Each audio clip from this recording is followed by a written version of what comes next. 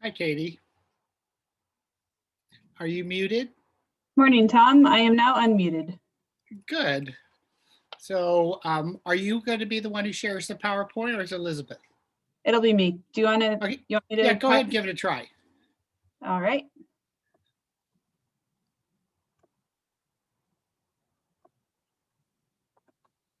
I'm just making sure it's in presentation mode. Okay. All right, there it is. There it is. Looks very good. I think we're all set.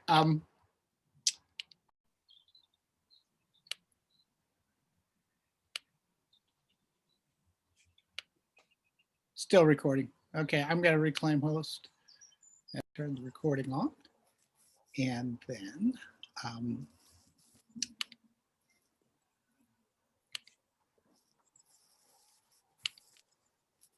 welcome to the Montague Barker Lecture Series, and we are continuing with our series on translation. And we're very pleased to have Elizabeth Robar and Katie Frost to be lecturing for us today. And they're going to be team lecturing. And let me introduce them both. Elizabeth is founder and director of the Cambridge Digital Bible Research, a charity established to make biblical scholarship available, accessible, and useful to biblical interpreters. She finished her doctorate at the University of Cambridge on Hebrew grammar and worked for many years at Tyndale House. She and her husband home educate their 4 children and have found classical education a robust framework for sharing the fruits of scholarship with non-academics. She joined Katie Frost as academic head of the Psalms, layer by layer, and has been focusing on establishing a solid academic foundation in grammar, linguistics, library theory, and historical background for developing translation sources to be used worldwide. And Katie Hoogerheide Frost serves as arts consultant with SIL International as an associate instructor at Dallas International University, focusing especially on biblical Hebrew, poetry, and oral Bible translation, with graduate studies and experience in music performance, teaching English to speakers of other language, linguistics, translation, and world arts. Her work is also influenced by time spent living and working and traveling in areas near the Mediterranean. She is one of the co-founders of the multi-organisational endeavor, the Psalms, Layer by Layer, a project seeking to produce translation resources reflecting both the artistry and the linguistics of the original poems. And with that, I turn it over to you.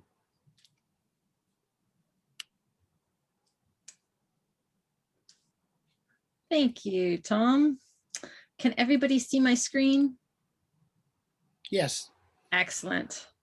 All right, then we shall begin. What do you get when you cross a Hebrew linguist with an ethno artist? The answer is a multi-layered Psalms project. Let us explain. So I grew up singing the Psalms. While earning 2 degrees in music, I spent 5 years as a church organist leading our congregation in worship. I knew our Psalter backwards and forwards, could find a selection musically and or topically to serve just about any occasion, and crafted preludes week after week according to thematic or musical continuity. I especially loved text painting, changing up the musical elements on each verse so as to enhance the mood suggested by the lyrics. A few years later, I spent some time in Israel and learned modern Hebrew. From there, I started exploring biblical Hebrew, finally taking a course with Murray Salisbury in Old Testament Hebrew poetry. This course tilted my world on its axis. First of all, I was just blown away by the artistry of language I was seeing in the original Hebrew. I started counting all the different aspects of language that the authors appeared to be manipulating in order to structure their poems. Things like verb forms and negative markers, prepositions, personal pronouns, the conjunction vav, finding at least 30 of these kinds of features. and hypothesizing that these poets were open to using absolutely any aspect of their language to support their poetry. And I started discovering things that made me wonder whether I'd been missing some significant aspects of the Psalms when reading our English translations. Take Psalm 23, for example, quite famous for its analogy of the shepherd in the first half and host in the second half. I had memorized this psalm in English when I was 3, and I knew it thoroughly. When studying it in Hebrew, I was surprised to discover a pronounced clustering of contrastive linguistic marking on a phrase in the middle of the poem, ki ata imadi, which in English is, for you are with me. This line seemed to be marked by linguistic features I had come to recognize as potentially significant on the poetic level.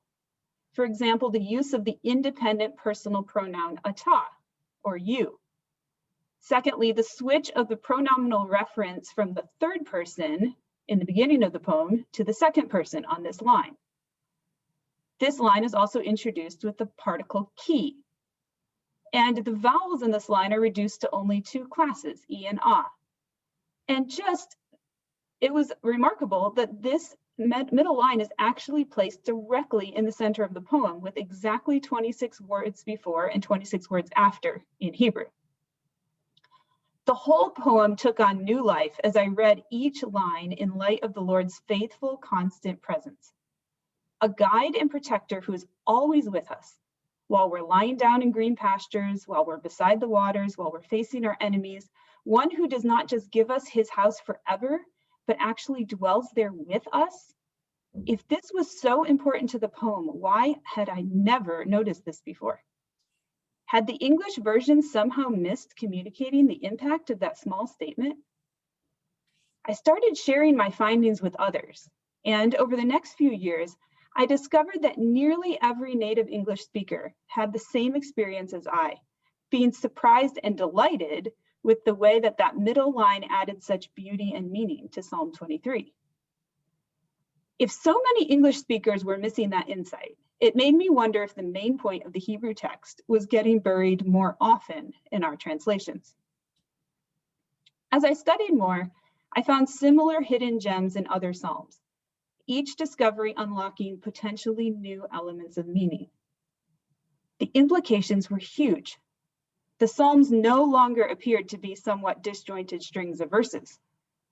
I now saw many more of them as intricately, artistically crafted, with wonderful cohesion, supporting a central, unified message. I was seeing the richness of the discourse in the original Hebrew, and I was starting to wonder how much of the poem's meaning was actually wrapped up in the discourse relations. For example, if these linguistically marked sections I was finding really were the most important parts of the poems, and I understand that that's a really big if, but if they were the key to unlocking the unified meaning of the poem, then we were really missing something in our English translations. We sometimes got a hint of themes through the titles added to the Psalms, but our translations certainly didn't show clear cohesion in each psalm. And if the other connections I was seeing at the discourse level were accurate, and again, that's a really big if, but if they were significant, then we needed to get this information out to the Bible translation world so cultures all around the world could benefit from understanding the unified, cohesive nature of the Psalms. What kind of information would people need in order to transfer the nature of the discourse features to another context?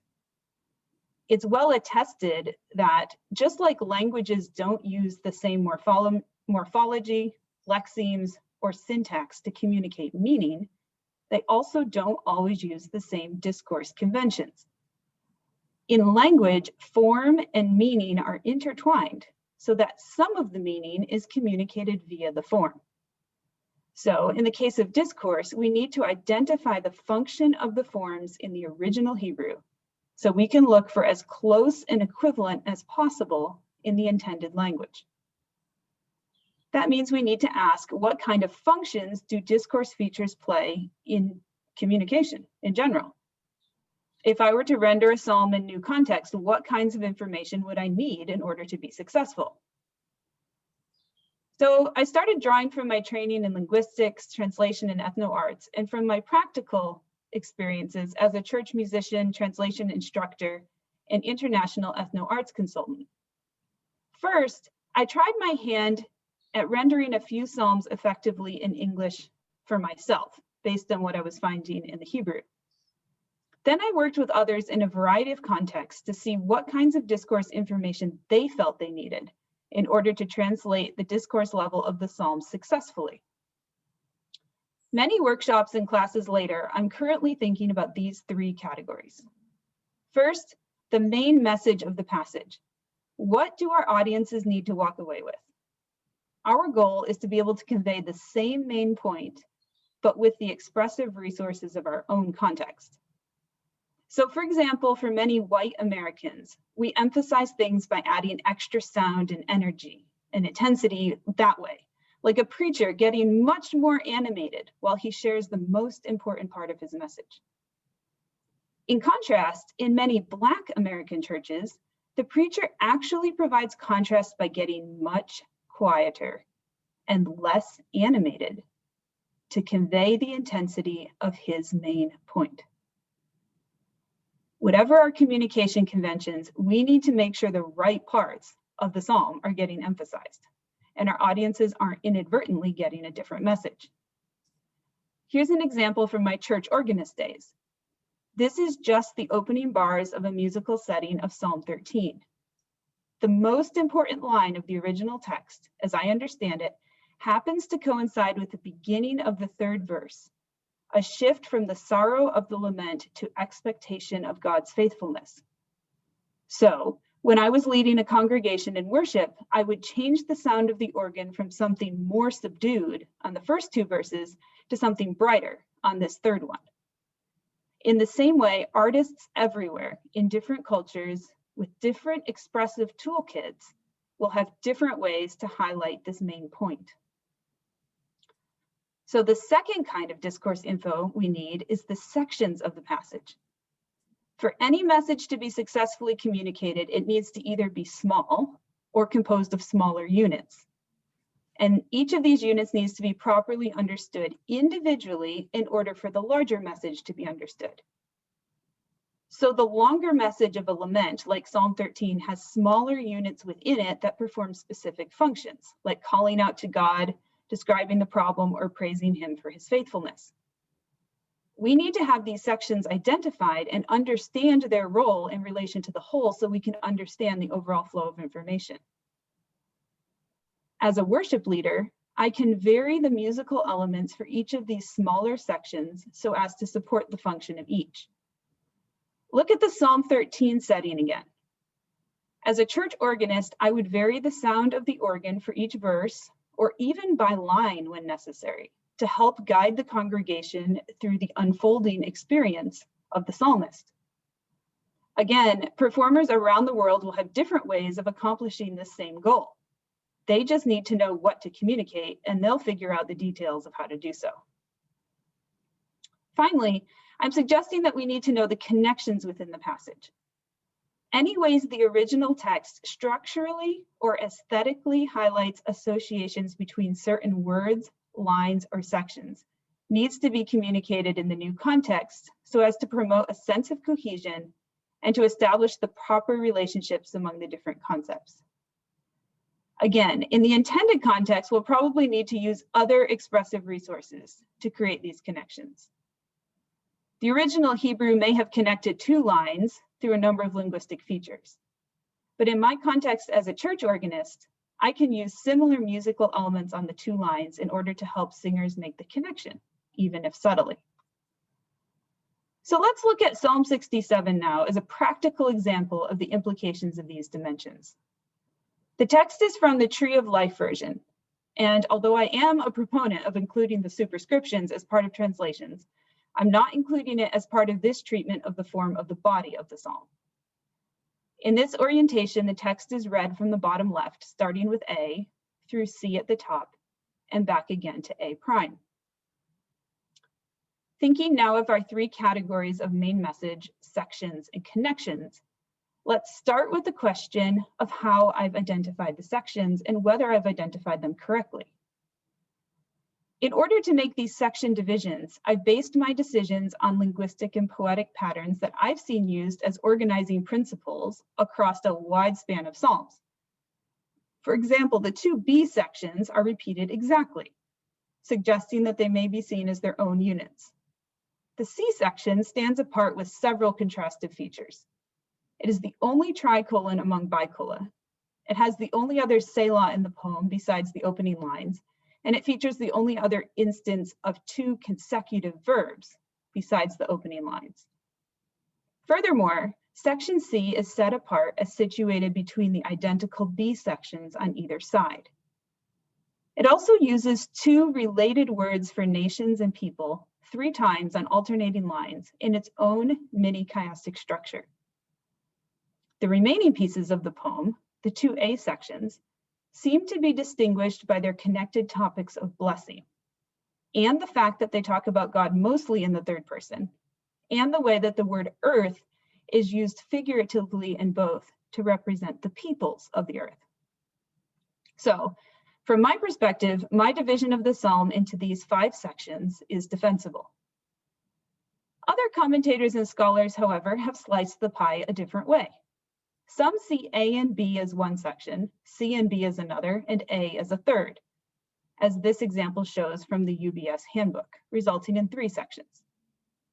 Segal sees it as a 7-step chiasm, 1 verse for each step, or functionally as an 11-step chiasm, based on the primary terms he's identified. Meanwhile, the Logos software splits the difference, presenting this psalm as a 9-step chiasm. Now, initially, it may not really seem to matter how we divide the psalm. Any of these constructions helps us get into the text and see new aspects of it. But here's where it becomes important. As soon as I want to translate the meaning of the form, I actually need to know how these sections were contributing to the overall information flow of the poem. And that means understanding how large the section units are and how they're working in relationship to one another. Let's go back to my 5-part version. By my understanding of section C, we have here the information that is key to unlocking the meaning of the rest of the poem. The peoples of the earth should be glad and sing, because God judges fairly and guides the nations. So it seems like the final goal or desired result of the psalm is presented in sections B, getting the nations to praise God. And it seems like section A is requesting God's blessing, in the second half giving the reason that the nations would understand his deliverance. It seems like there's an element of persuasion here, appealing to him for blessing, not for personal gain, but so that all the nations will glorify him. Then section A prime points out that when the initial request from section A has been fulfilled, by God showing his care in giving a harvest, then the reason will also be fulfilled. The whole earth will fear him. Again, let me be clear that these are just my interpretive categories at this point. These are not official Hebrew scholarship terminology. In fact, the whole point of this lecture is that we need more study on the discourse level of Hebrew, and you're going to see why through this example. My understanding of the communicative function of these smaller sections becomes particularly important when I go to render this psalm in a new context. For the average English audience in my context, it does not make sense to have the key information in the middle of a text. Especially for a persuasive statement, we would put the key information about our appeal at the beginning. We would probably put our request next. And we would put all our reasons together. We usually consider it stronger in English to give all our reasons at the same time, rather than sprinkling them through a discourse or putting them at the beginning and end, as in this Hebrew poem. Finally, we generally conclude with the desired results, the final goal, and may repeat it for emphasis. Please note that I'm speaking in terms of general English conventions for persuasion here. There are, of course, contexts in English communication where we might express the main point, such as the desired result here, earlier than the end of the discourse. So think of a song refrain, which allows a main point to appear fairly early in the discourse and then keeps appearing multiple times throughout the whole song. But even in that case, we'll sing that refrain one last time at the end, which allows us to conclude on the main point. So notice the kinds of questions I need to ask as I'm thinking about the practical implications of the sections. I also have to think about the question of emphasis. What do I consider the main point? Where do I think it should go? And how do I think it should be highlighted? And I'm also making assumptions about connections in this material. I'm seeing certain sections from the original as so closely related to each other that I'm even willing to combine their material. So with my understanding of the discourse in the original Hebrew, I've created a preliminary version of the psalm for an English-speaking Western audience, working with our more usual way of following a line of thought. I've added some extra connector words and square brackets to help with the connections. So as we read this, please focus on the discourse flow, not the exact wording, which would be another conversation altogether. So a poetic persuasion, seeking blessing. We know that you will guide all the ethnic groups of the world. You will judge them with fairness. So let every group be glad and sing for joy. To that end, God, our God, please be gracious to us and bless us and cause your face to shine upon us. If you show that you'll bless us in ways like giving us a good harvest, then the whole earth will fear you. Your way will be known to everyone on earth, and your salvation will be made known among all the nations. Then all the ethnicities of the world will praise you, God. Yes, let all the peoples of the world praise you, O God. Take a moment to look this over and evaluate how this kind of reading impacts you. Has the meaning deepened for you in any way? Do you see a more unified message?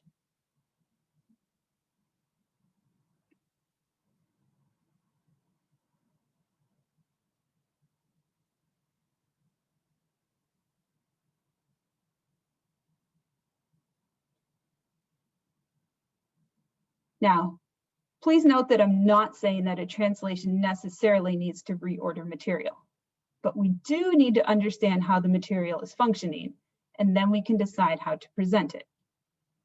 There's a huge variety of considerations for how we might present this material in different contexts. And honestly, as an ethno artist, that's one of my favorite topics, but that's largely outside the scope of our current discussion. Here's the larger issue of today. I just gave you one possible interpretation of what's happening in terms of sections, main message, and connections in Psalm 67. But when Elizabeth saw my interpretation, she said, hold on.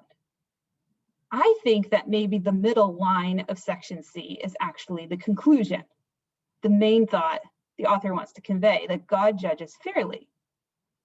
In that case, section B is a response of celebration. And sections A and A prime show what a fair judge should do, along with the evidence that he has judged fairly. So she very quickly produced a rough, abbreviated outline of how she would represent this discourse to an English-speaking Western audience. Again, look at the impact of the structure rather than focusing on specific vocabulary choices or writing style. So here we have Psalm 67 again, this time as a harvest hymn of celebration. Why did the earth yield its harvest? Because God judges the peoples fairly. You judge the peoples fairly. Therefore, let them sing for joy. Let the peoples praise you. Because you judge fairly, be gracious to us. Bless us. Then all will know your way, that you judge fairly. Because you judge fairly, the earth has yielded its harvest. Because you judge fairly, God will bless us. Because you judge fairly, all the ends of the earth will fear him.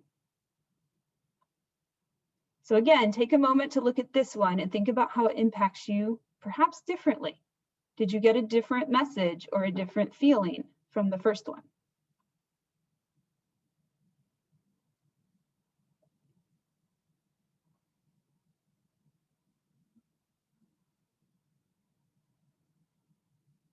So here's the situation. Now we have two interesting interpretations, each with its own potential merits and drawbacks, and each with moderately defensible positions. I like the elegance of Elizabeth's idea, and interestingly, it's quite similar to what I thought might be happening with the way the middle line of Psalm 23 affects the meaning of the rest of the lines of the psalm. But we can't actually prove anything. As far as we can see, not every middle line of every psalm seems to operate this way. So the whole middle section might be significant, like I thought, and the refrains might actually be the main point, the conclusion. And beyond these two interpretations, our two interpretations were different from some others in the commentaries. So you can see the difficulty of the situation, and the implications are fairly large when it comes to communicating the mood of the Psalms in other settings. It makes a big difference if you're using my interpretation, emphasizing more of the persuasive element, or if you're using Elizabeth's, which promotes this aura of celebration. And this is particularly significant if you're a translator and your language uses different information flow for hymns of praise versus statements of persuasion. Or in some cultures, the music for celebration might sound very different from that of persuasion or appeal. So you may need to choose a completely different song genre based on whether this poem is actually about celebration or persuasion. The point is, translators, songwriters, pastors, and anyone else who works with the Psalms needs accurate information at this big picture level. And that information needs to be grounded in systematic scholarship so they can have confidence in what they're communicating. Now, obviously, we need a lot more information than just discourse parameters for a complete translation of a psalm. We also need things like context regarding the cultural background of the Psalms, information about the cultural associations with words in the text, and guidance on how to treat the different verbal forms through the text, as just a few examples. These and other aspects are important and need to be included in a comprehensive Psalms resource. And many of them are already largely available through sources like the UBS Translator's Handbook and other commentaries. But on the discourse level, the current summaries available in handbooks and commentaries are generally missing information about function, just as we explored for Psalm 67. And when they give conflicting interpretations of the main point, general purpose of the psalm, or important connections within the psalm, as you saw with the options of 3, 7, 9, or 11 levels for Psalm 67, we don't yet have the tools to know how to choose one interpretation over the other. As a result, I'm suggesting pursuing these three minimum categories, the sections, the main message, and the connections, as providing a helpful start without being too overwhelming. If we had this kind of information for every psalm, I'm hopeful that we could render psalms in new contexts with much more confidence. It's not that scholarship on the aesthetics of Hebrew poetry is new. Other people have been exploring biblical poetry for years, and gems about the artistic nature of Old Testament Hebrew poetry can be found in a variety of places. Some of the prominent teachers and authors presenting this kind of information include Ernst Wendland, Linnell Zogbo, Jan Folkelman, Pierre Offray, Murray Salisbury, and Benjamin Segel, among others. And I'm grateful for how their work has shaped my thinking and inspired me to continue this pursuit of deeper understanding of the Psalms.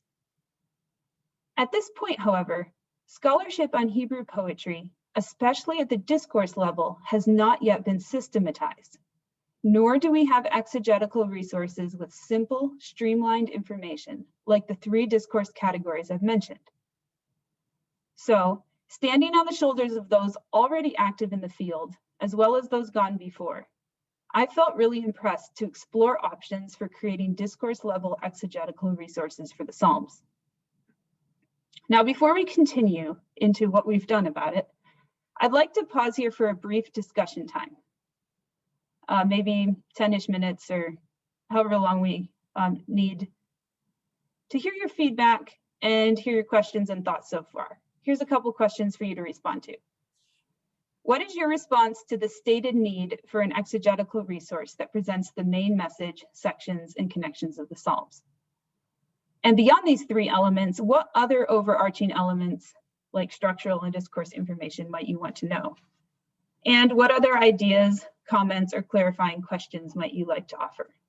And we'll do this until about 40 minutes past the hour. So just raise your hand and Elizabeth or I'll call on you, and we'd love to hear your thoughts.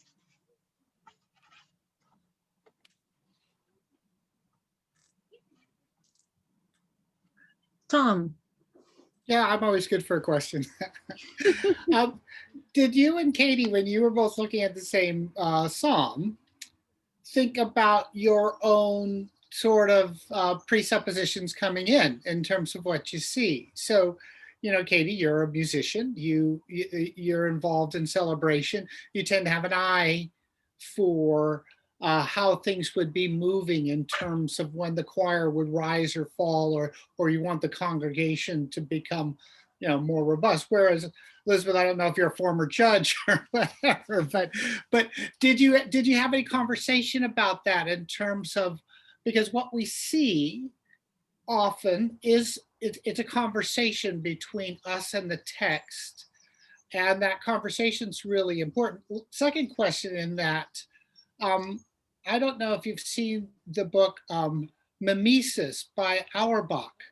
And one of the things he talks about Hebrew is Hebrew always involves a conversation, and that it's written so as to draw the reader in to talk to another who's just on the other side of the words. And just I know that's a big question, but I leave it over to you guys.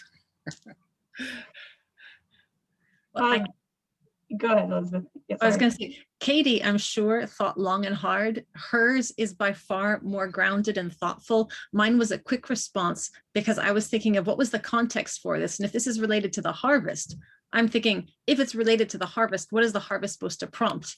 If this is, and so and because verbs are really my love in life, I was thinking of if the harvest has happened, what flows out of that? But that's the extent of any intelligence I can speak on Psalm 67. Katie has most of it. Yeah, Tom, I appreciate that question. I've tried really hard not to let all the things I can imagine happening in the original performance context influence me, because it is intriguing to imagine this, right, in a liturgical context, and the choir rising to do the refrain, and what does that look like?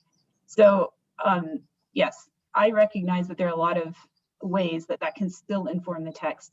The part that intrigues me a lot more, though, is trying to understand as much as possible what might have been happening in the original, and then dreaming about all the ways we can make that a reality for other contexts. Thank you.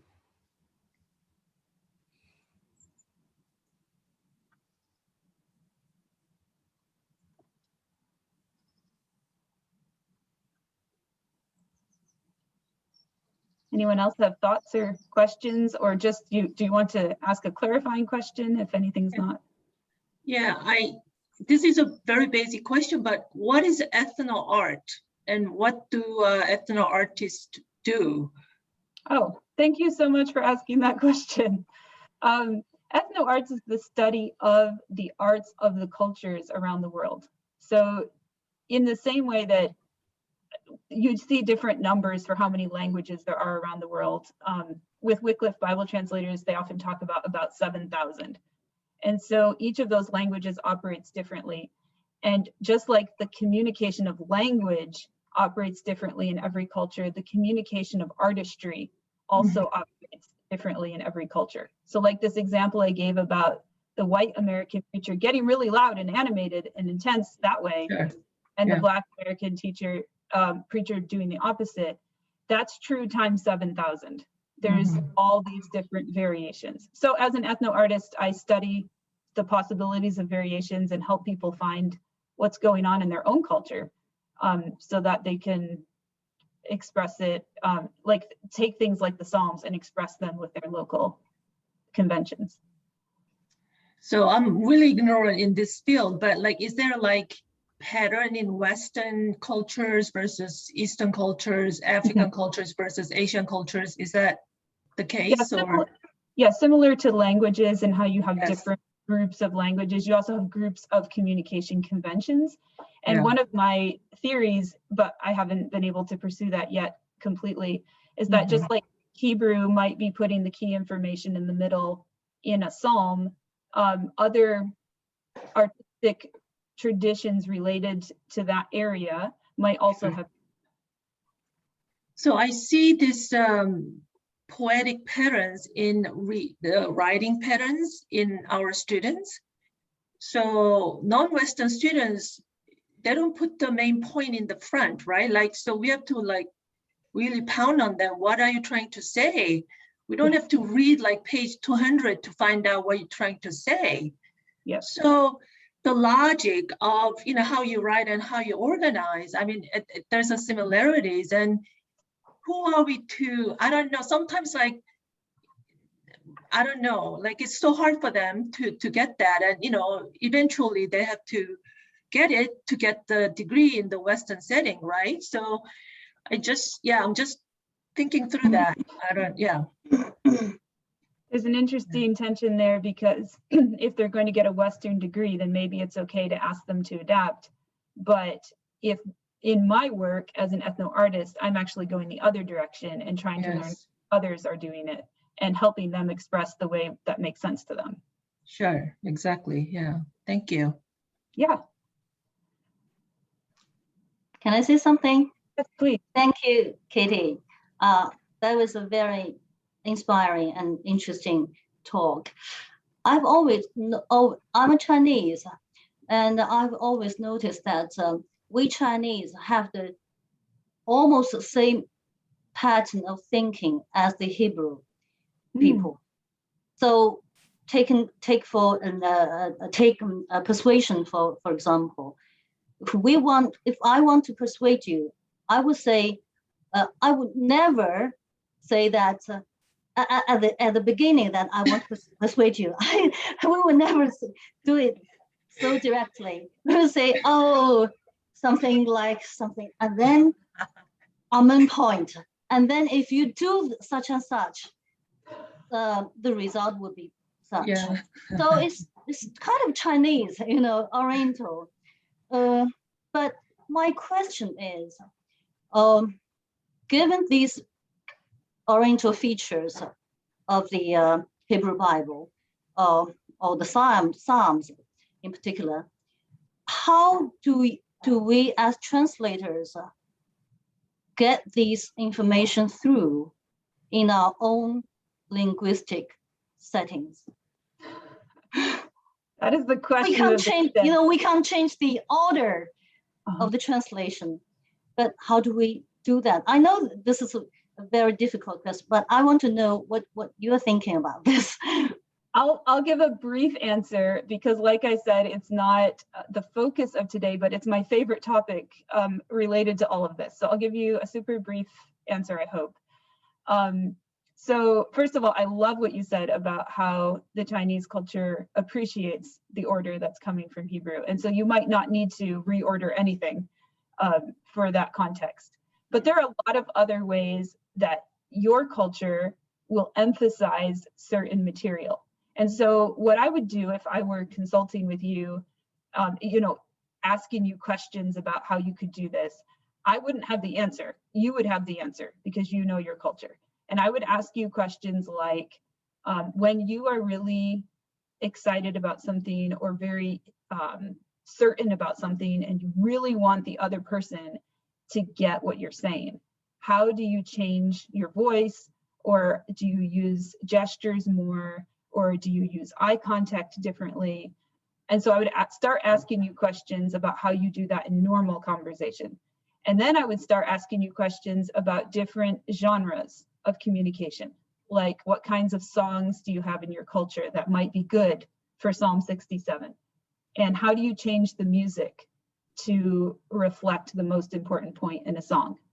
And there's almost always something that performers, that artists do to help people follow the order of the song and the information and find the most important part of it. So that's a little hint of kind of the direction I would go in exploring that with you. Does that help? Thank you.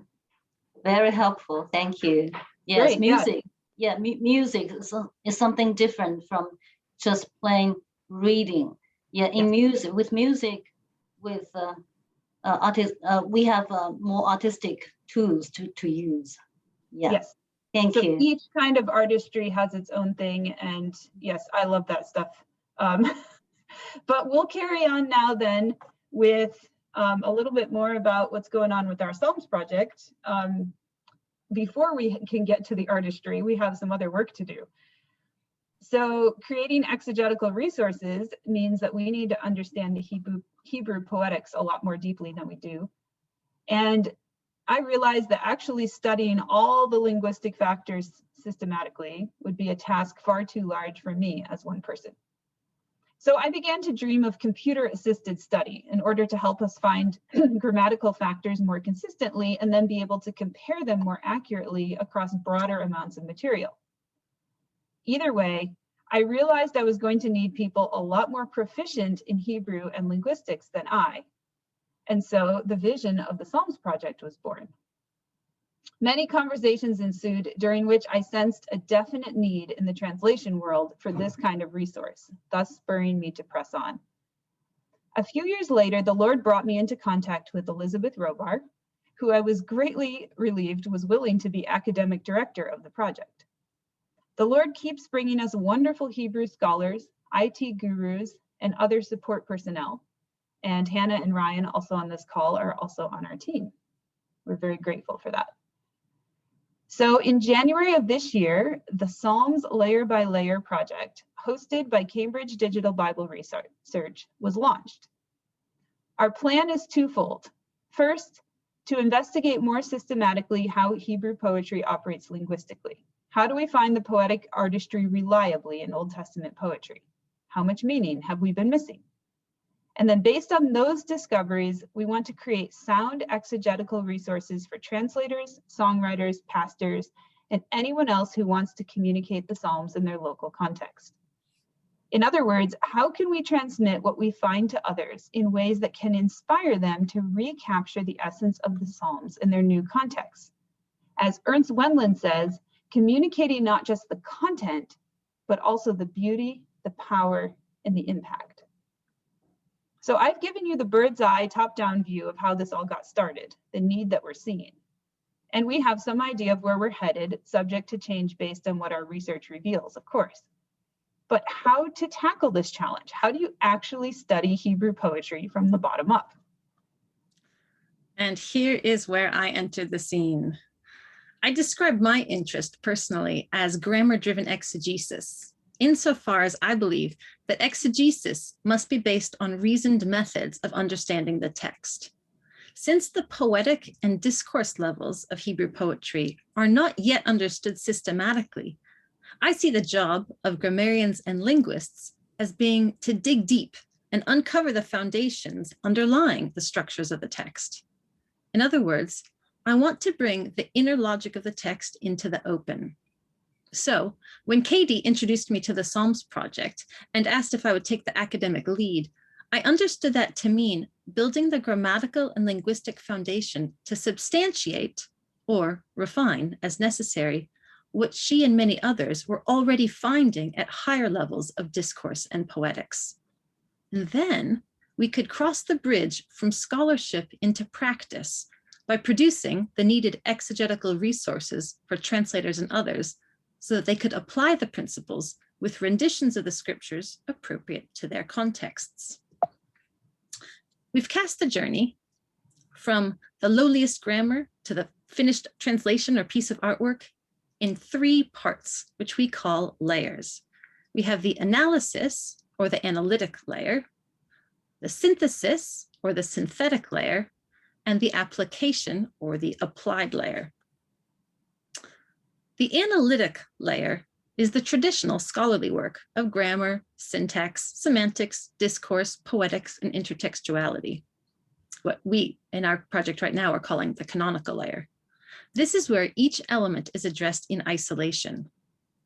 Now, sadly, much scholarly work actually stops there, satisfied with dissecting the text according to different lenses.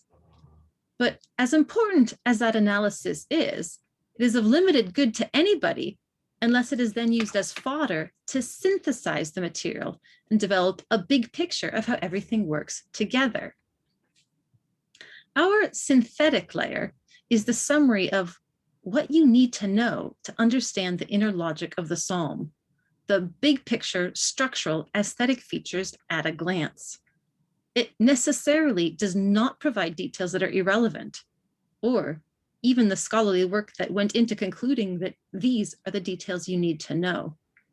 As with any summary, it is valuable precisely because it includes only the relevant information and excludes everything extraneous. With the project just recently started, our scholarship still has us in the analytic layer. So Katie has been doing some brainstorming with others, experimenting with formats that might work for the synthetic layer, such as the example on this slide.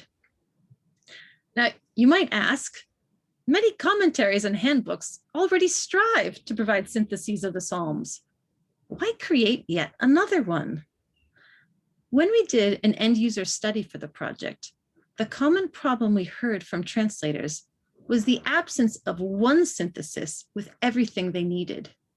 Instead, they said that with all the resources they had, it was like digging for buried treasure on a timeline.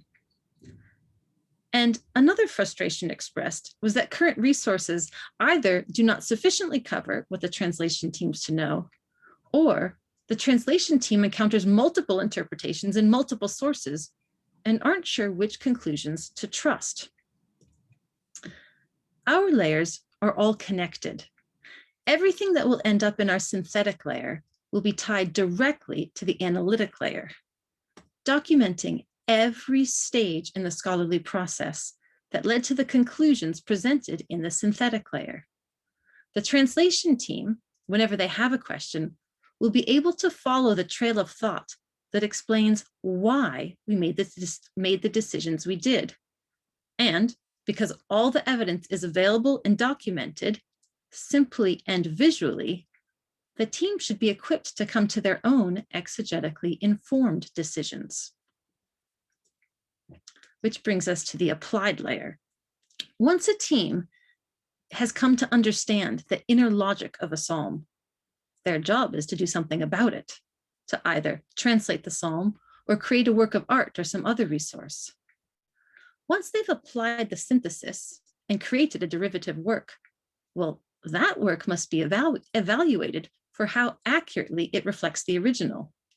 And this is the purpose of the applied layer, to be a repository of works derived from the synthetic layer with an evaluation of what they successfully convey and what they fail to convey. So this should provide people with examples to inspire and instruct, as well as to test the usefulness of our synthetic layer.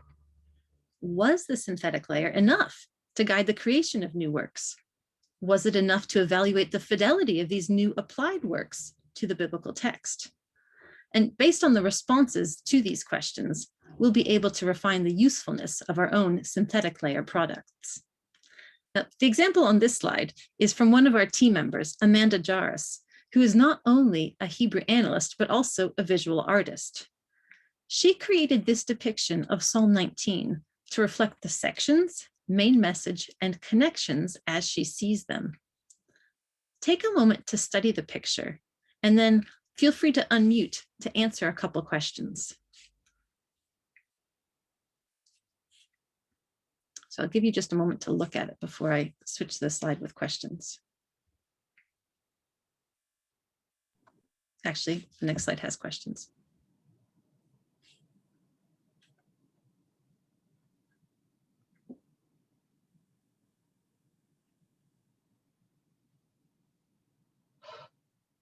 So let's start with the first one.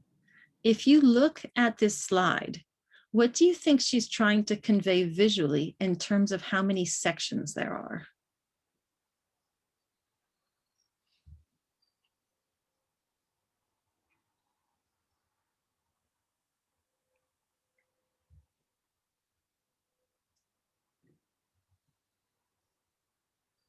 If you're not sure, start counting the colors and see if that gives you a hint.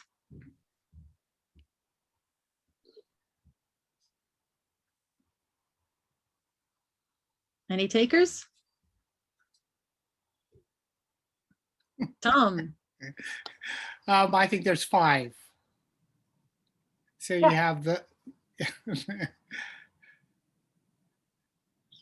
Go ahead and explain if you'd like. well, it's a picture of a horizon. And it goes from the purple up to the blue. And then you get the yellowish. There's almost 2 tones of yellow as the sun's coming up, and you have a green over there. So you might add 1 more. And then the sky on top, and perhaps there's 2 up there too. But again, there's blue above and below, so it could be less. And purple above and below. Yep. Yeah, she was going for 5, the purple and blue together on each side, the yellow on each side, and the white in the middle. I think there's 6. Yep, There- you could there's the argue mountain. differently. There's the mountain. The mountain has a unique color to itself. Yep. It's part of the beauty of discussing artistry, right? Mm. Can anybody see how the main message might be highlighted visually here?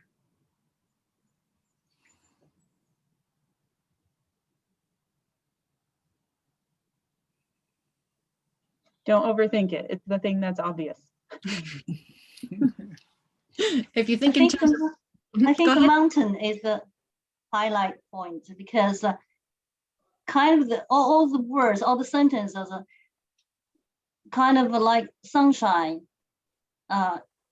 flowing out of the mountain, the sun behind the mountain. So I got the impression that everything is starting from the mountain, the sun behind the mountain. So something like that. If you were to follow that, if you take the sun from behind the mountain, what is that making visible so that you can see? Kind of what's the centerpiece that light makes visible? For me, the book in the middle, that's the, Yeah. The words. in the middle. yes. Mhm. In the middle. So I'm gonna give you the answer to number 3, just to highlight what's going on with number 2.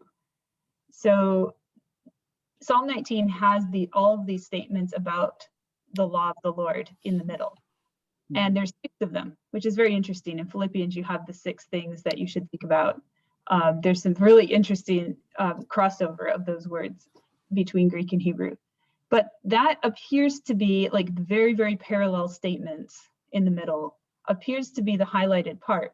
But on either side of that in the original poem are these natural examples. The sun is the purest of light, or the brightest of light. That's above before we get to that middle part. And then afterwards it talks about honey and gold, and honey being the sweetest of all natural substances and gold being considered of very high value, probably the highest value. And so you've got the brightest of light, the sweetest of nature's offerings, and the most valuable of nature's offerings. And all of those are highlighting then the purest, brightest, holiest word of God in the middle. Mhm. Anyway, that was a little nugget, a little extra, as we are now going to dive into the Hebrew side of things. Thanks, Katie. Since we are currently in the throes of the analytic layer for Psalms 1 through 6, I'm going to take you on a deep dive into one of these, the participant analysis of Psalm 4. Now, this particular analysis was actually done by a member of our team who is here today, Ryan Sykes. And so I'm going to shamelessly lift some of what he has done to be able to discuss it, because he's done an outstanding job. Participant analysis is built on our grammatical diagrams, which you can see here on the right of your screen. This is based on a Reed-Kellogg method. And the purpose here is to visually distinguish all the different grammatical relations. So for example, you can see that there is I need to move this so I can see on my screen. You can I won't walk you through all the details, but if you understand how these diagrams will work, you'll understand that there will always be a subject to the right of a line that's cutting through the baseline. Anything that comes after is going to be part of the predicate. You can easily identify what is your direct object or what are any modifiers. All modifiers will come below the line. We have taken the Reed-Kellogg diagramming, which is a standard method for diagramming English sentences, and we've adapted it to work really well for Hebrew. Right here on the screen, you have the diagram for verses 3 and 4 of Psalm 4. And I'll walk you through this to understand that this is a fairly tricky one, but you'll get a sense of the intricacies both of the Hebrew and the way of actually visualizing them on the text. So here, if we look at this, we don't need to have a label such as the word apposition. When you are speaking, sometimes you will have, there'll be a referent, as in he kicked the ball, and then there'll be something that is also, it means the same thing, but he kicked the ball, comma, the red one. When you have two items like that, we call them an apposition. Here, we represent apposition with an equal sign. So here you have the B'nai Ish, the sons of men, who are in apposition to the speaker for these imperatives. You can see at this first one, there are 3 main horizontal lines, which represent a cluster of 3 clauses that are being addressed to these men. The 3 clauses are, "Oh, you men," and the first one is, "How long will you turn my glory into shame?" And you'll notice that the avmeh in the Hebrew, it's in black on the first clause, but it is in gray in parentheses in the additional ones, because in the Hebrew, it's implied that that avmeh, how long, is to be understood for all of the clauses. So it's not only, how long will you turn my glory to shame, but it's also implied, and how long will you love emptiness? And how long will you seek out lies? Now, if you know the Hebrew, you know that it's implied that that carries all the way through.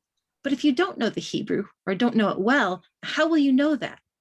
With these grammatical diagrams, we try to take everything implicit and obvious to the native speaker and make it explicit to the non-native speaker. And so we repeat in gray, but in parentheses, words that have been elided, which are understood but not physically present in the text. You can also see with all the lines that, for example, in the middle line, te'ehavun rik, there's a vertical line that does not cut all the way through. This separates a verb from its object. So in this case, you love emptiness. And for people who are not familiar with the text, when they come at it, they immediately know we have a verb and we have the object of the verb. If there were a noun not functioning as the object, it would not occur in that visual place on the line. Moving to the bottom of the screen, we have something a bit more complex. And you can see that there's a dashed line connecting the two with the conjunction u, meaning the top clause cluster and the bottom clause cluster are connected. And so we see that visually. And now here we have a verb, do, know, and then there is the object. What is it that they're to know? Well, it's not a thing. Rather, it is another set of clauses. So we have this little pedestal to show that this whole set of clauses is actually functioning as the object, that which the men are supposed to know. So what is it that they're supposed to know? Well, a twofold thing. One, that the Lord sets apart his Holy One, his covenant partner, for himself. And you can see the Adonai as the subject, then the line that cuts all the way through, which means the verb comes next, then the line that does not cut through, which means the direct object comes next. In Hebrew, as you well know, word order goes all over the place, and that's valuable. But if you want to understand what the word order is doing, you need to first understand the underlying grammar. And this diagramming is a way of pulling apart all the things that are going on poetically and saying, first, we'll look just at the grammar. And so somebody who's been trained in this can glance at this and tell you what all the different grammatical relations are. Now, that is simply the basis for our participant analysis right now. When we start the participant analysis itself, we see that we have 3 different participants: David, the Lord, and these men. We color code them to make it simple to distinguish them. So we start with saying,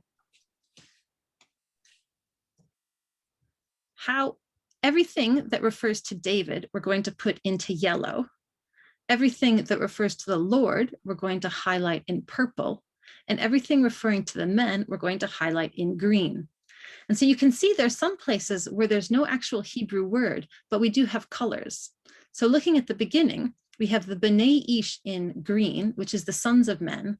And then addressing them, there's no verb at first, but it seems that David is saying, you sons of men, you men, how long will you turn my glory into shame? And there's this implied you turn. We represent that by saying that clearly the sons of men, the men are at work doing something. So even though there's no expressed Hebrew verb, there is an understanding that they're doing something. And we represent that visually here with the green dots. So if you glance at this, you can see that the sons of men are the subjects of all the three verbs at the top. They're the ones who are somehow turning the glory into shame. They're the ones who are loving emptiness. And they're the ones who are seeking out lies. Now, it is those men who are then told to know something, but what they're told to know, the content of that actually doesn't involve them directly, because you can see with the colors, you just have purple and yellow. What they're told to know is that the Lord sets apart his covenant partner, his loyal one, for himself. And also, the Lord hears when I call. And now you see the value of this with the yellow. It ties together. There are three different bits of yellow here. You have my glory, you have his loyal one, and then when I call to him. So this gives you the ability visually to grasp who appears where and what potential patterns there are. Now, we do this in Hebrew for the entire psalm.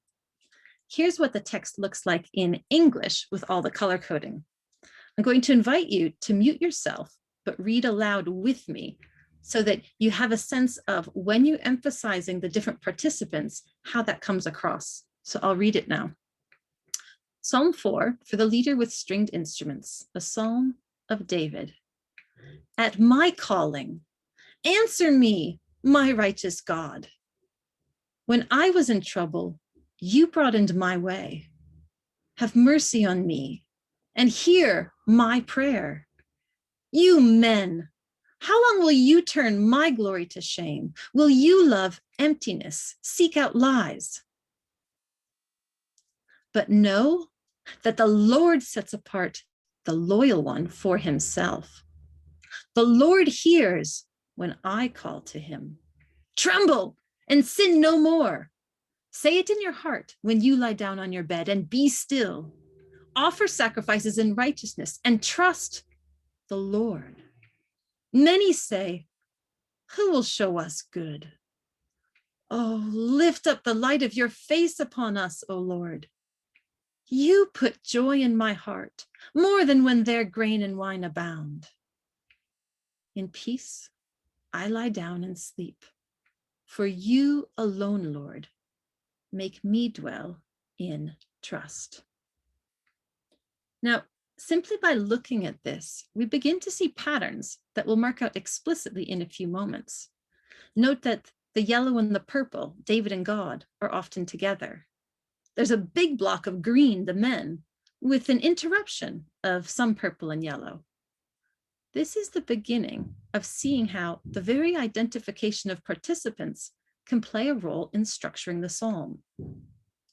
Now, one vital goal that we have is to be consistent in how we treat all the psalms. So if I were doing this for personal enrichment, I would simply sit and ponder the text, letting connections form in my head. But whereas I could come to a rich understanding of what I see in the text, I might not be able to explain to others why I see it that way. And this is the reason for developing methods of analyzing the Psalms that are consistent and plot out exactly how we came to our conclusions, and enabling others to walk that same path and decide for themselves whether or not our conclusions are sound. In the case of participant analysis, one option is a separate chart for each participant's involvement, which Ryan has done here. So for example, we have this chart for God's participation in the poem. And you see that the first column is verbs that have the Lord as the subject. So it is the Lord who is asked to answer David. It's the Lord who's given room to David. It's the Lord who's to be gracious to David, to hear him. The Lord sets apart the chassid, or the loyal one, for himself. The Lord hears David. And then on the other side, the verbs with the Lord as object. David calls to the Lord, and the men are encouraged to trust in the Lord. You can see down in verse 7, we have a bit of yellow and green, and we're not quite sure what's going on. We'll get into that.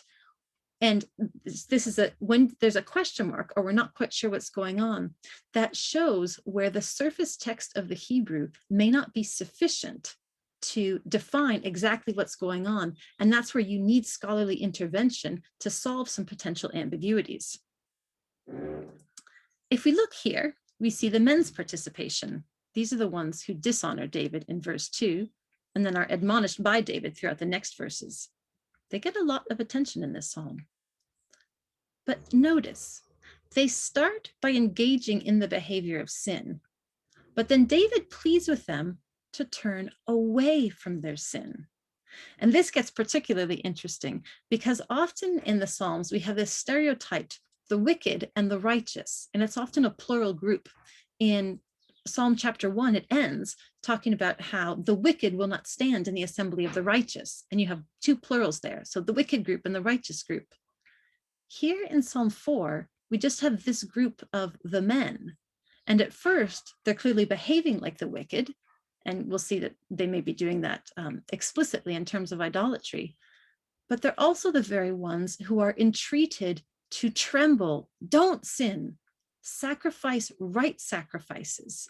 And so there's tension between the stereotypical categories and what David is hoping of these men here, which becomes even more interesting in verse 7. So this we can compare with David himself. Now notice, David actually does very little other than call out to the Lord at the beginning and middle and lie down and sleep at the end. What a picture of trust and dependence on the Lord. It's when we isolate each participant's journey that we start getting insights at this level. The whole purpose for charting them out is to look for patterns within the participants, because it's patterns at lower levels like this, which form the basis for patterns at higher levels. Now, when Ryan was working on this, he decided to diagram the relationships between the participants, and he found out that each was related to the others in a way that he schematized with this lovely diagram. You can see we have David, the Lord, and the men. David, as related to the Lord, David calls to the Lord from the arrow from David to the Lord. Then the arrow from David to the men, David rebukes and exhorts the men. Now the Lord at the top, he both hears and blesses David, and he maybe blesses the men. There's a question which hinges on that very question of, are the men going to be end up in that wicked group or the righteous group? Now, as for the men, do they trust in the Lord? Some of them, we hope, but that remains a question in the psalm. And then these are the men who certainly start out by dishonoring David. So here we begin to get a sense of the relationships between the participants. And this may be the source of, especially for some translations that are looking more for the emotional side, or what's the interpersonal tension, we can start to isolate it and identify it here.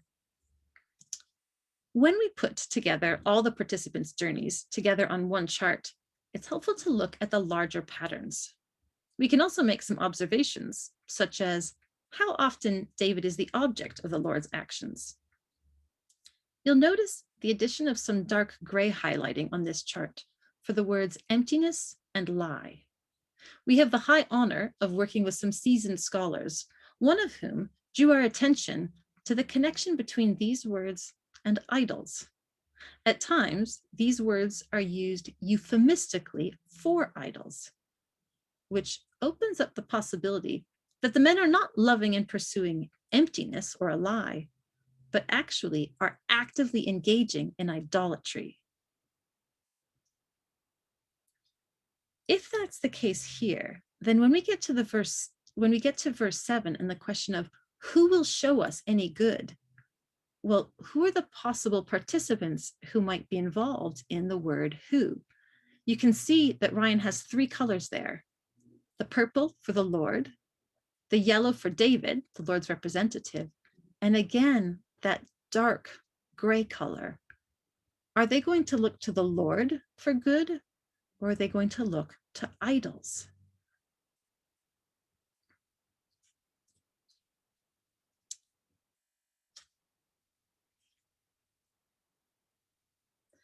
Questions of ambiguity and double meaning are particularly rich exegetically, such as these additional questions. If you look at this slide, this is the many are saying, and then the top black is who will show us good. And you can see that the many who are saying, those saying are in green, those are the men speaking, and they're saying who will show us, and that's the green dot at the very top. But now we have 2 options for what they're actually saying. In the Hebrew, the verb nasa doesn't really make sense. It either has the wrong vowels or it has the wrong consonants. And so we end up with 2 interpretations. One following the consonants, which is the Lord, the light of your face has fled from us, meaning, God, you've abandoned us. I guess we'd better go to idols. And that is attached to what the many are saying. So it could be that the many are saying, who's going to show us good? Not the Lord. The light of his face has fled from us. If you follow the consonants.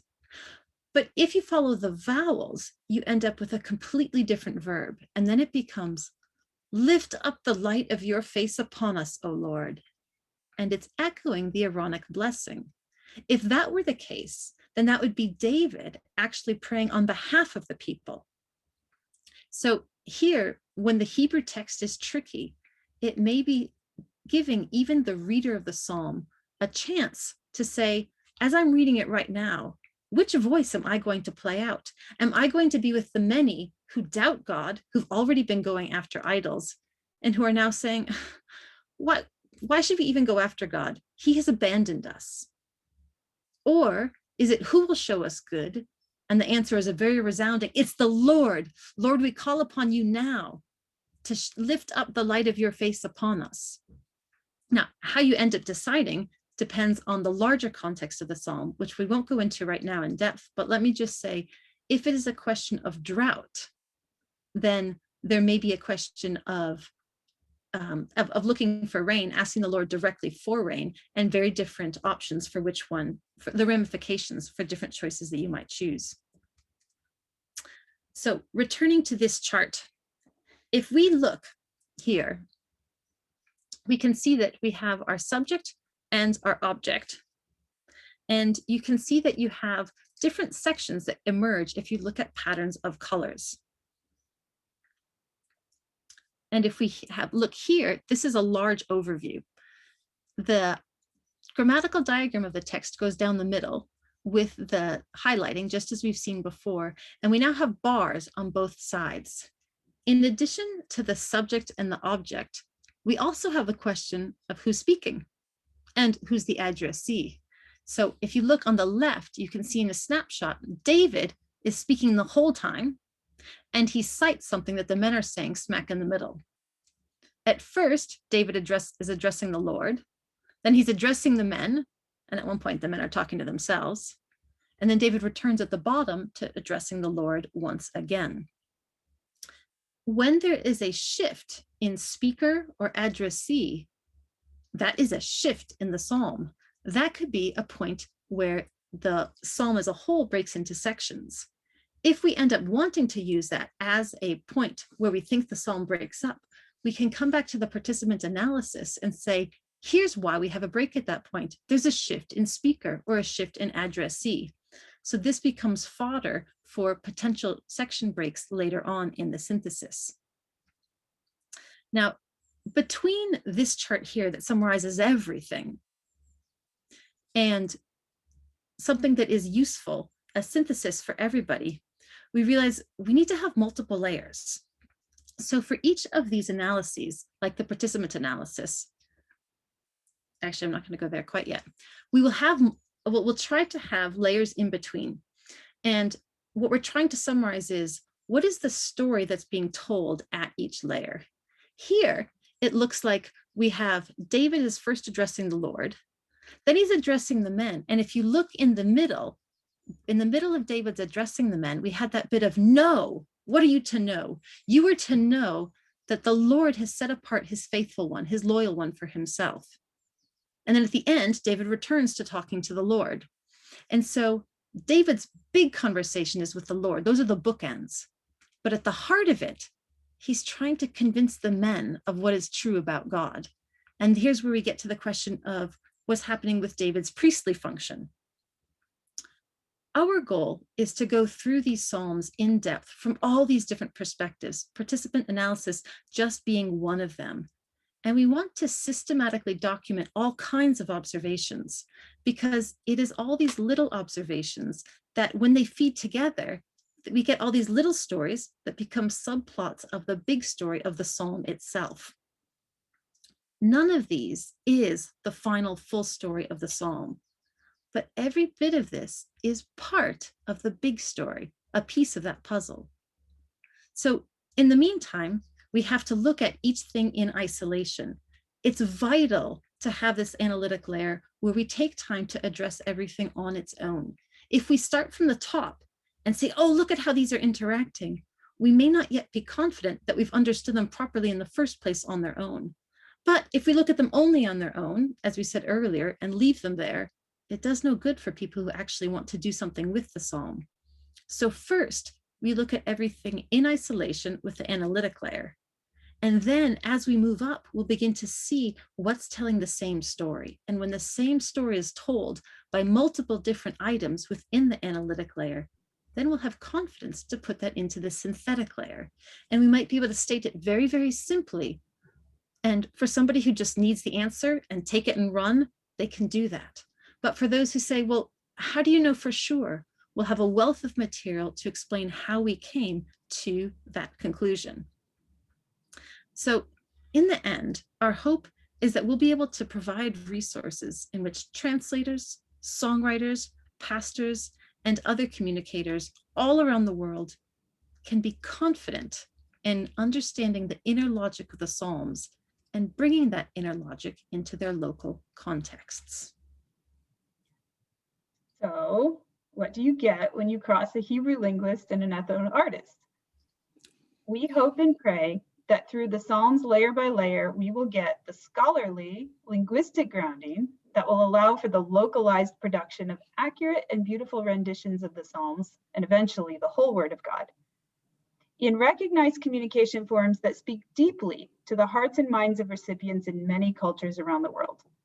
In other words, you get a multi-layered Psalms project. Thank you, everybody. So we have about 9 minutes left for questions, and we would love to hear questions, comments, feedback. I think there's one more slide, Elizabeth, with our contact info. Well, let me just make a quick comment. Thank you very much. What, in terms of what you produce at the end, in terms of a work that pastors and others can work with, what's your goal in that regard in terms of what you want to produce for people to work with? Will it be like a layer by layer commentary? It depends on what it takes to communicate with people. Initially, we thought that we could have some pretty visuals. Then we realized, no, we're developing a visual language and we'll need to teach people this language.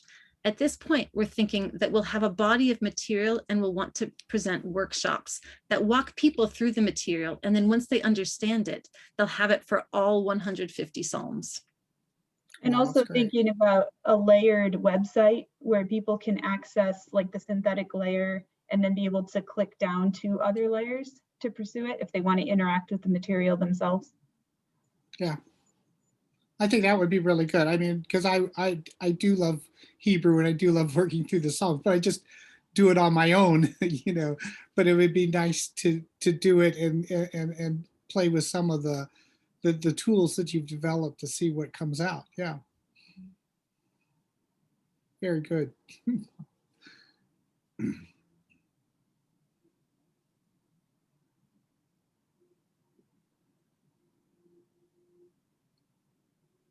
Hannah and Ryan, did anything new come out for you guys seeing this overview?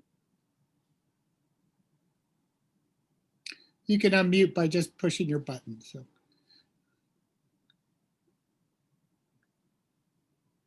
Yeah, I'm just looking down at my notes.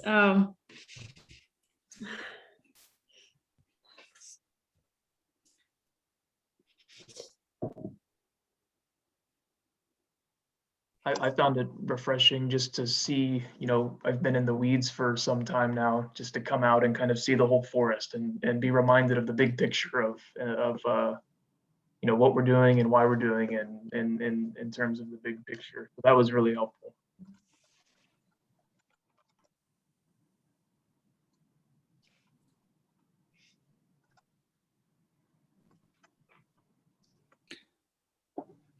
For me, it did highlight, again, things I hadn't been looking at. And so, like, who is the speaker and who's the respondent? And it was interesting because the psalm I read differently, not seeing David as the one saying how long. I always saw that as Yahweh, but seeing it differently, saying no, that's David. So, how that works logically is another thought. But yeah, it's good.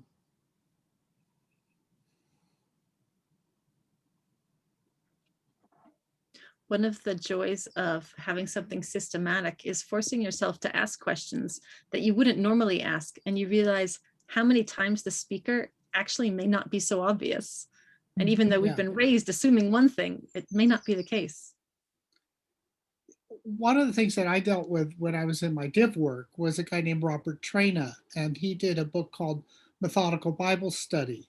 And he would go through the same system, but go through with the books in the New Testament and the same kind of analytics, then to synthesis, then to implication, and then back again, back and forth. And we would do that through the whole New Testament.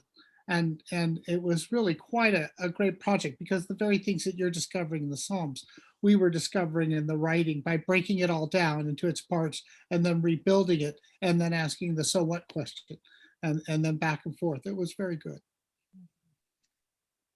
It very similar to coding process, in the qualitative research and look for the patterns. So I thought it was very interesting, like read the passage again and again, the script, and then see the patterns. And I used to highlight different things with the different colors and try to, like how it fits together. And so fascinating work. As far as if somebody wants to do this academically, a friend of mine loves Psalms and studying the Hebrew word and somehow merged the two for her PhD work. What kind of suggestion do you have for that? We actually are working with contributors from both missions organizations and universities. And so if she would like to join us, we'd be most happy to have more contributors. And Tom here is the one who could talk about the opportunities of PhD programs. Sure. Yeah. Supervisors from anywhere. Mm-hmm. I just put our emails in a private message to you if you want to put her in contact with us, but I'll put I will love that. Yeah. I'll put it out for everybody too. Mm-hmm. Okay, that's good. Okay. I had one more question, but it slipped in my mind, but it'll come back to me. I was just wondering too, whether you consciously bring in people from different cultures, because many cultures are far more poetic in terms of how they communicate and how they think. So I've recently been studying a Polish writer, but Polish was originally very poetic. And so their scholars would discuss and think about things through poetry and not through, the kind of reasoned or pure logic arguments, but how these were portrayed in image and sound and whether they captured an idea. And it'd be interesting to see how different perspectives of different language groups are able to see patterns and work with the analytics and synthesis in different ways. And I think one more just comment, it just came back to me that double translation, like some language, they translate the Bible from the English Bible, right, to their language. And I mean, how much do they miss? So it has to be Hebrew to directly to that language, right? I think that's the friend that I'm talking about.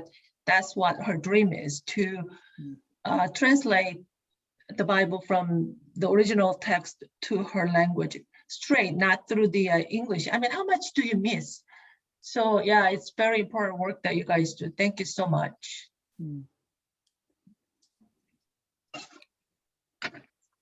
Thank you for that comment. Yeah, we absolutely agree that it's ideal to be able to cut out the middle translation, and we're hoping that these resources make that available. And Tom, yes, we are definitely interested in scholars from different backgrounds, and we have some on the team as well. Good. So. And Ernst could be really helpful with that too, being down in Africa, and hopefully Jonathan as well. But he's studying under Elizabeth, so we expect you to lead him in good ways. So that's very good. Yeah. Well, thank you very much, both of you, and this has just been an absolutely fascinating lecture. And again, everybody on the call, OCMS is an open door, and would like to know those of you who are part of the project too, Ryan and Hannah, if you're ever interested in coming to OCMS and visit US Song, she's a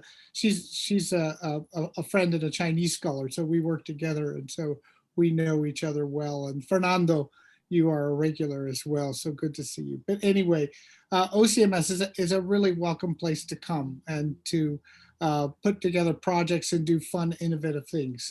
So with this goes a big invitation that way as well. But I will tie a bow on it, and this will be recorded. And if you have anyone who wants to watch this, we have a YouTube channel, and they can contact me and I can put them in touch. So anyway, all of you have a lovely day, and good to see you all again. So bye. Thank you.